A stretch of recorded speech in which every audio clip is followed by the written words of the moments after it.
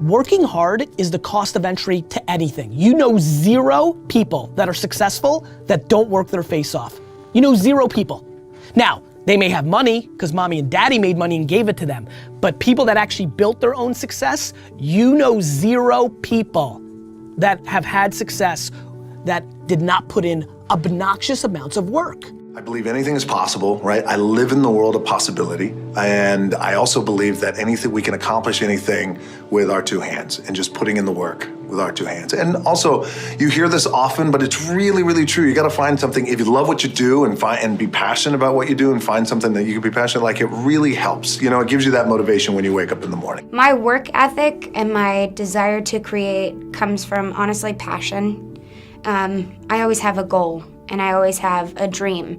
So whether it's, creating a song that's going to be a single, or it's going to be an album that I'm most proud of, or a really high note on my album that I really want to be able to sing, or a Grammy one day, or a nomination one day, like, I don't care, it'd be awesome. I always have passion behind it. So whatever it takes, I'm gonna work hard and just continue to follow my dreams because I have the passion behind it. So how do I find my passion? My simple model, which is the Dharma model, Dharma means eternal duty in the Vedic tradition. It's very similar to what Ikigai is being spoken about today, which is the Japanese version of reason for being.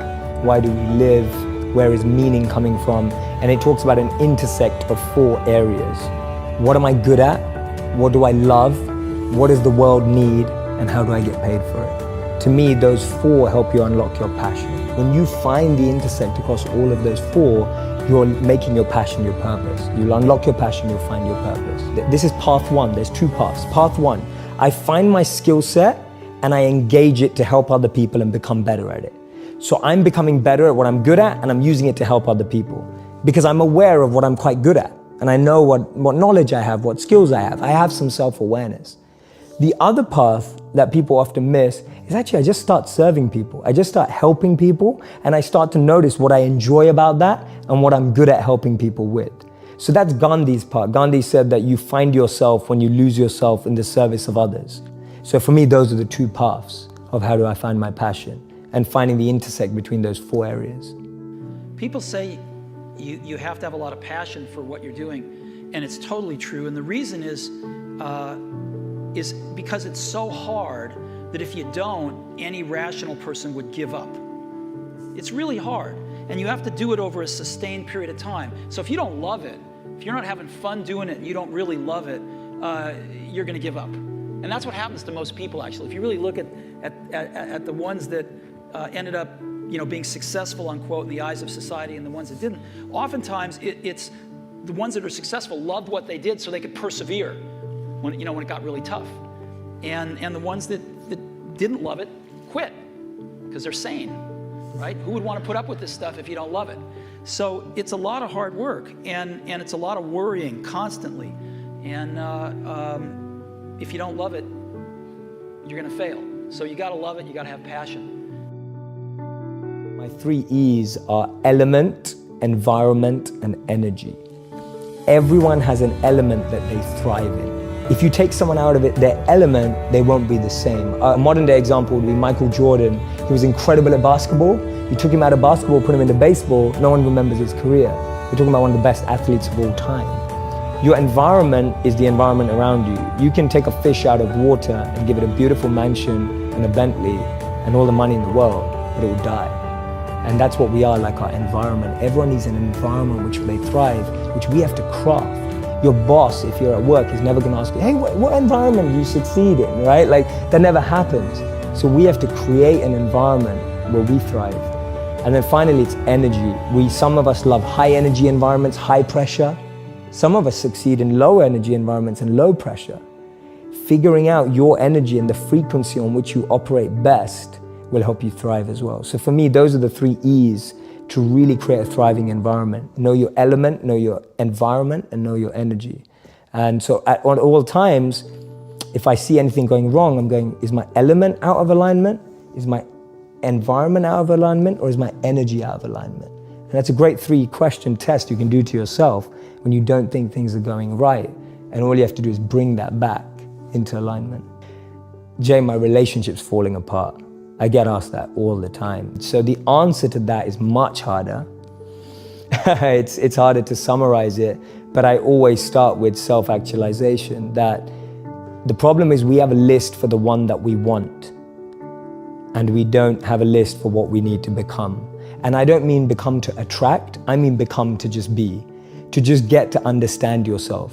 You don't know what you need in your life until you figure out who you are. And so I find too many people rush into relationships without really recognizing and being fully aware of what they need from a relationship. So it all comes back to how aware are you? How much understanding do you have of yourself and what you need and what you want? That's my best advice for a relationship in like a minute. And then the third question I mostly get asked is, Jay, what do you read? Like, what are your favorite books? Because it seems you read a lot. What are your top 3 books?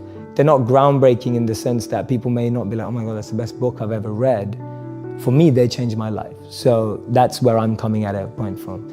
I love Start With Why by Simon Sinek. And not because I applied it to businesses, because I applied it to my life. And even today, I'm constantly refining my why. That's all I do every day. My deepest morning routine and practice is to refine why I do what I do. It's so easy for me to now do it for money. It's so easy for me to now do it for followers. It's so easy for me to now do it for fame. And every day I have to refine that, because I know, having lived as a monk and what I practice, that if those become what I want, then I'll forget who I need to be. So my daily practice and my daily routine is refining my intention, which in modern language is why. So for me, Simon's book helped me do that. First and foremost, what I think everybody should do, and even I'm saying this, actually I'm giving myself advice right now, I'm just getting meta and stepping away from this interview.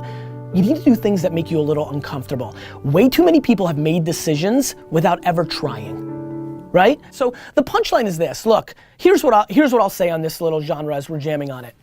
You have one life.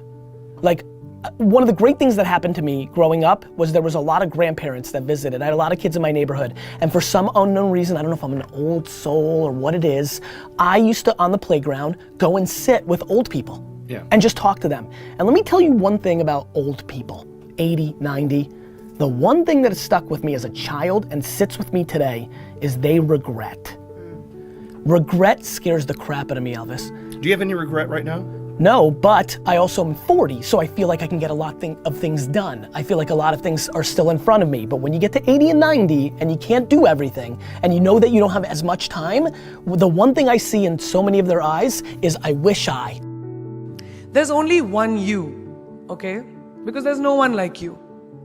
And I don't mean the superfluous, superficial parts.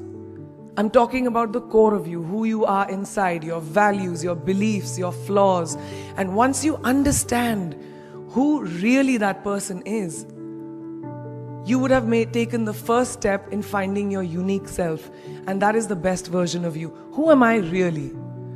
Most often, we don't allow ourselves the ability to dream beyond our imagination. We don't allow ourselves to think about the future because we are afraid of change. We are afraid to move away from what is familiar. Either that, or sometimes, we are too rigid to let our dreams evolve. Loosen up, shake it off a little bit. Change is the only constant thing in life, and you are never too old or never too experienced to learn something new. Believe that you have everything already as your Brahmastra in your will to be able to be and achieve your dreams. Be fearless. I know I wanted to become an aeronautical engineer. What am I today? I'm an actor, I'm a singer, I'm an author, I'm a producer, I'm an artist. How did I go from becoming an engineer to all of these things? I made choices. The choices that I wanted for myself. So that is my rule number 2. Let your dreams fly. Give them wings. Be who you want to be just by being fearless. Now, opportunities. That's another important part of being fearless. They're a very funny thing, these opportunities. They don't come very often. They come far and few in between. But when they do we recognize them? Our job is to recognize them and make the most of them. I look back on all the things that I've done and I marvel at the opportunities that came my way. Miss India, Miss World, when I was in Bareilly in army school. My first film offer, my first music single, the first film I actually produced. There was never a plan, ever. More like the universe sort of guiding me towards these opportunities. All I had to do was recognize them and make sure I worked so hard that I squeezed every drop out of these opportunities. This, ladies and gentlemen, is called drive. It's called ambition. So no matter where you are in life, rule number 3 is you have never arrived enough to explore new opportunities. And there's nothing wrong with being ambitious. You will need to find your passion. Many of you have already done it. Many of you will later. Many of you may take till your 30s or 40s. But don't give up on finding it, right? Because then all you're doing is waiting for the reaper. Find your passion and follow it. And if there is anything I have learned in my life, you will not find that passion in things. And you will not find that passion in money. Because the more things and the more money you have, the more you will just look around and use that as the metric, and there will always be someone with more. So your passion must come from the things that fuel you from the inside. And honors and awards are nice things, but only to the extent that they regard the real respect from your peers. And to be thought well of by other people that you think even more highly of is a tremendous honor that I've been granted. Find your passion, and in my experience, no matter what you do at work or what you do in official settings, that passion will be grounded in people, and it will be grounded in the relationships you have with people and what they think of you when your time comes.